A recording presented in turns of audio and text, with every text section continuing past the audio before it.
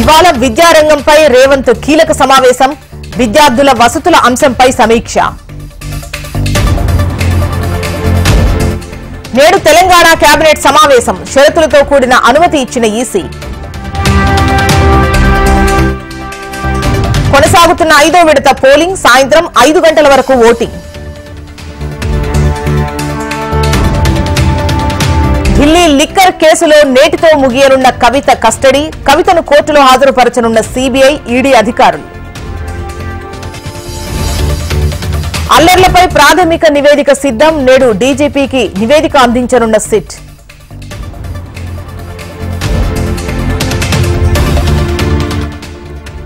ఉమ్మడి ఖమ్మం జిల్లాలో కేటీఆర్ ప్రచారం, 27న గ్రాడ్యుయేట్ ఎమ్మెల్సీ స్థానానికి ఎన్నికలు.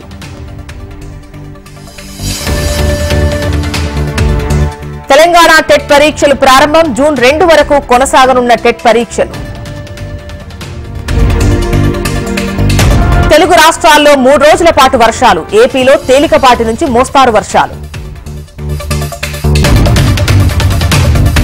తమిళనాడులో భారీగా కురుస్తున్న వర్షాలు, 4 జిల్లాలకు రెడ్ అలర్ట్, 6 జిల్లాలకు ఆరెంజ్ అలర్ట్.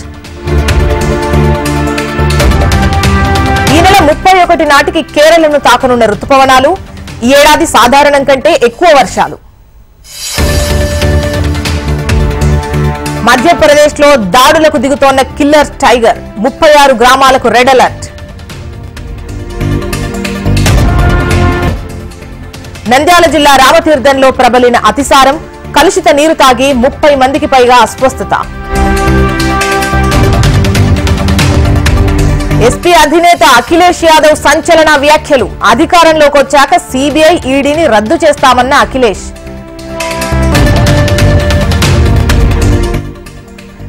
కర్గిస్తాన్లోని వర్సిటీలకు భారత ఎంబసీ లేఖ, విద్యార్థులను వెంటనే స్వదేశానికి పంపించాలని వినతి. కుప్పకూలిన ఇరాన్ అధ్యక్షుడి హెలికాప్టర్, ప్రెసిడెంట్ రైసీ దుర్మరణం.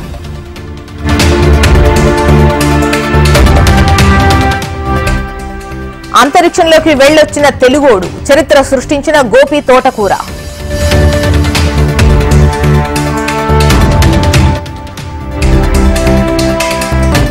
విషమంగానే స్లోవేకియా ప్రధాని ఆరోగ్యం, కొన్ని రోజుల క్రితం రాబర్ట్ ఫికోపై దుండగుడి కాల్పులు.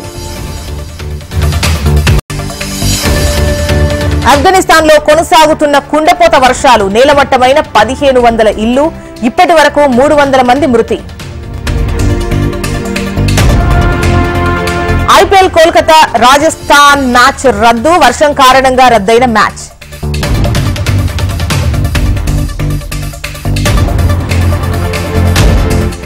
ఐపీఎల్లో రేపు first qualifier match, Kolkata versus Sunrisers Hyderabad.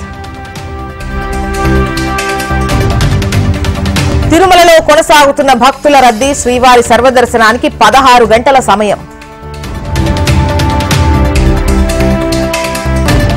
ఇవాల్టి నుంచి యాదగిరీశుడి జయంతోత్సవాలు, 22న స్వామివారి కళ్యాణంతో ముగియనున్న వేడుకలు.